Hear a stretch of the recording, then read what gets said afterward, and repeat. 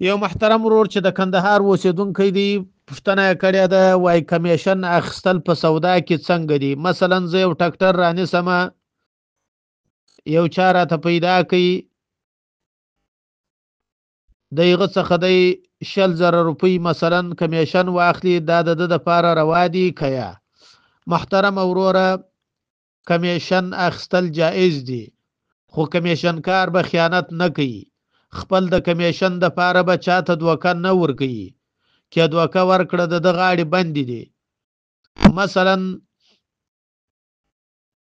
یو وسایل دی، ټکټر دی، خراف دی، او کمیشن کار د دې لالچ په خاطر باندې چې دی خپل کمیشن ترلاسه کړي، یو چاته وایي چې دا روغ دی، بخار نه کوي او پلانۍ نه کوي، او حال دا چې هغه خرابي، نو چې هغه سړي رانیوي د ده په مشوره باندې د کمیشن واخیستی، د غاړې بندې دي.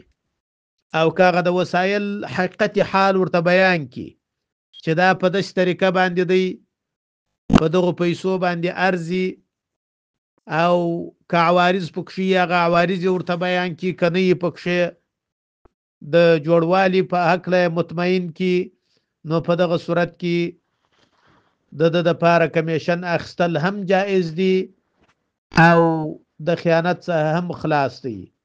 او کمیشن کار چې دی د اخیستونکي څخه هم کمیشن اخیستلی شي، د خرڅوونکي څخه هم.